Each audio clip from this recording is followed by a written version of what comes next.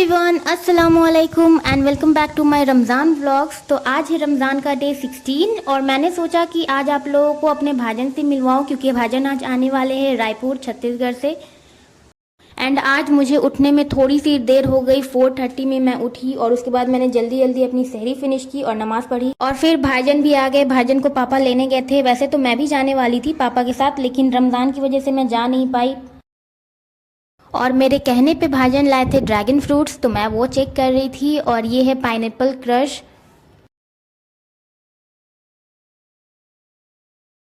और फिर दोनों आपी मिलकर मेरी बिल्लू को बहुत ज़्यादा परेशान कर रही थी। फिर मैंने सोचा कि जब दोनों परेशान कर ही रही है तो मैं भी परेशान कर ही लेती हूँ थोड़ी सी। और ये देखिए ये कितनी ज़्यादा गुस्से में है।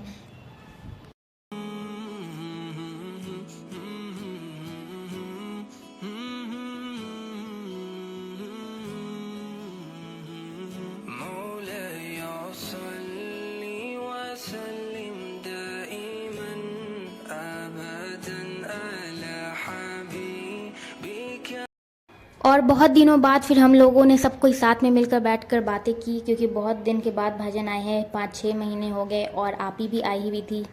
और हॉस्टल में मेस का खाना खाकर इसका देखिए कंडीशन कैसे टेढ़े से लग रहे हैं। और फिर भाईजान ने बिल्लू के साथ कुछ टाइम स्पेंड किया।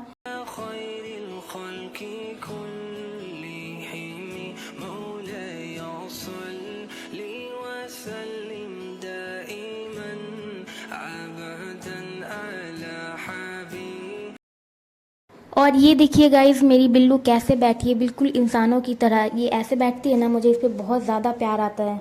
और आप लोगों को पता है ये ऐसे इसलिए बैठी है क्योंकि इसको म्यूज़िक की आवाज़ आ रही है ऊपर वाले फ्लोर से, क्योंकि भाईजान ऊपर वाले फ्लोर में होम थिएटर में इस्लामिक नात बजा रहे हैं इस वजह से। और ये जब कोई भी म्यूज़िक सुनती है ना और जिसमें बेस हो बहुत ज़्यादा, तो ये बहुत ज़्यादा फोकस करके देखने लगती है और सुनने लगती है। देखिए आप इसकी रिएक्शन।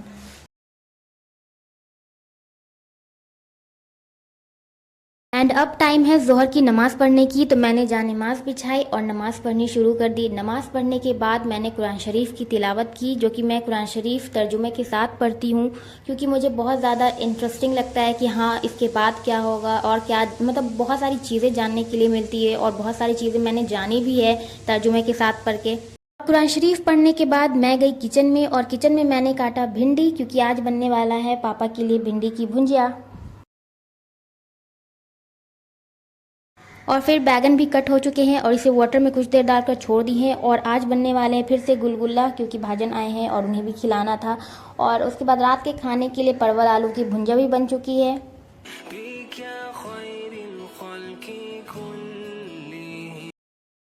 और फिर मुझे धनिया पत्ती भी ग्राइंड करनी थी, तो मम्मी ने कहा कि इसमें पुदीना भी मिक्स कर दो, तो मैंने इसमें पुदीना डाला और इसका टेस्ट और ज़्यादा इंक्रीज़ हो गया। और फिर अप्पी ने भी दाल में सारी चीज़ें मिक्स कर ली, धनिया पत्ती, प्याज, मिर्च, ये सब, और फिर इसे फेंटने लगी।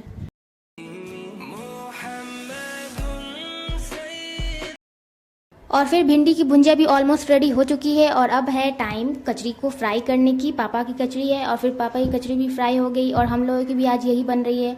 और उसके बाद फिर बैगन वाली भी हम लोग फ्राई करके बनाए हैं आज। और फिर अप्पी ने फ्राई की हुई सारी चीज़ें कंप्लीट हो जाने के बाद छानने वाला जो प्रोसेस है उसको स्टार्ट किया और फिर मिर्च पकौड़ा और बैगन वाला और जितने भी थे छानने वाली चीज़ें वो सारी कंप्लीट की।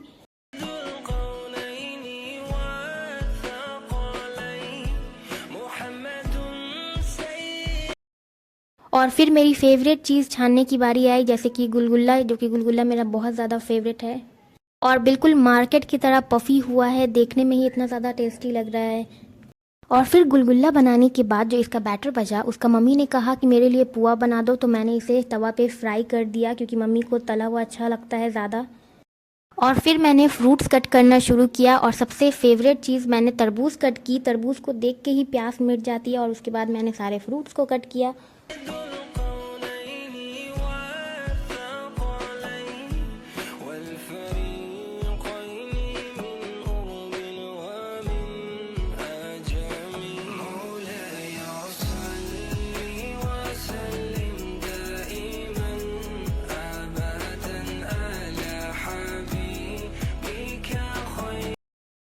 और फिर हम सब लोग मिलकर एक साथ इफ्तारी किए। अल्हम्दुलिल्लाह हम लोगों को बहुत ज़्यादा मज़ा आया, क्योंकि उस बार भी हम लोग एक साथ इफ्तारी नहीं कर पाए थे क्योंकि भाजन का एग्ज़ाम चल रहा था, तो वो हॉस्टल में थे इस वजह से। तो इस बार हम लोग किए और आपी भी आई हुई थी, बहुत अच्छा मौका था। और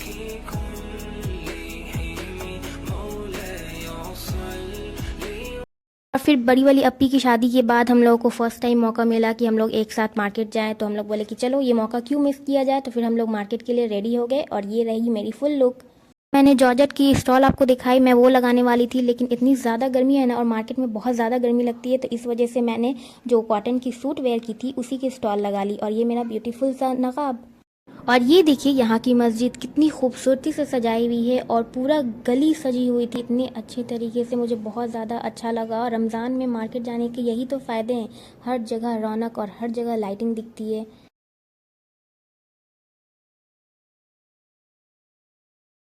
और क्या आपने कभी मोहब्बत की शरबत ट्राई की है? अगर नहीं की है तो ज़रूर ट्राई करिएगा, ये बहुत अच्छा होता है और बहुत ही टेस्टी। एंड 2 इयर्स बैक मैंने शहनाज कलेक्शन से बहुत अच्छी पाकिस्तानी सूट ली थी, लेकिन यहाँ की जो प्राइस होते हैं बहुत ज़्यादा हाई होते हैं, लेकिन यहाँ की जो क्वालिटी होती है कपड़े की बहुत अच्छी होती है।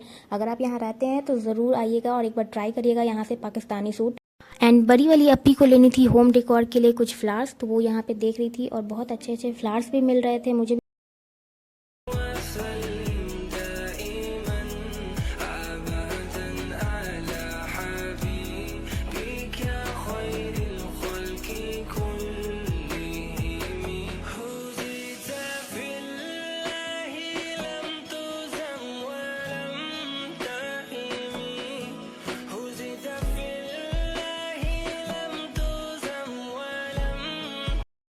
एंड फुलवारी मार्केट में आपको सिर्फ लच्छा, सिवई और शिरमाल ये सभी देखने के लिए मिलेंगे, और बहुत सारी चीज़ें जैसे कि जानेमाज हो गए और टोपी वगैरह।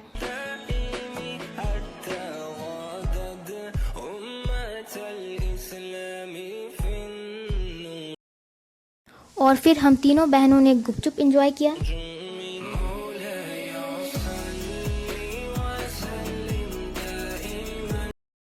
और फिर बड़ी वाली अपी को लेनी थी अलविदा के लिए सूट, तो वो देख रही थी कॉटन में, जो कि मिल नहीं रहा था अच्छा, क्योंकि ईद का टाइम है तो मतलब हेवी में ही दिखा रहे थे ज़्यादा।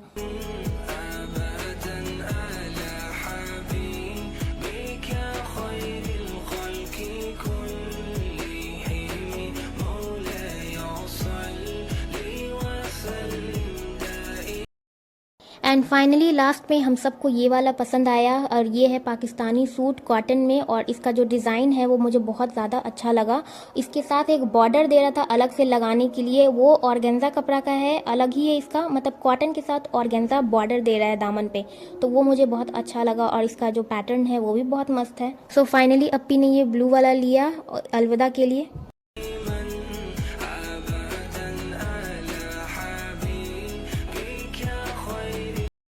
और मम्मी को लेनी थी कुछ लेसेस, तो हम लोग आए थे लेस की शॉप पे। और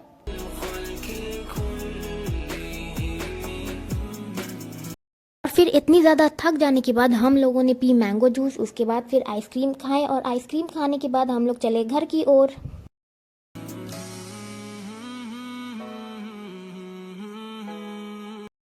एंड मार्केट जाते टाइम मैं अच्छे से ले नहीं पाई थी, तो मैंने अभी फिर से लिया घर जाते जाते, और मेरा फाइनली घर आ चुका है। और ये रही मेरी shopping bags. Thanks for watching.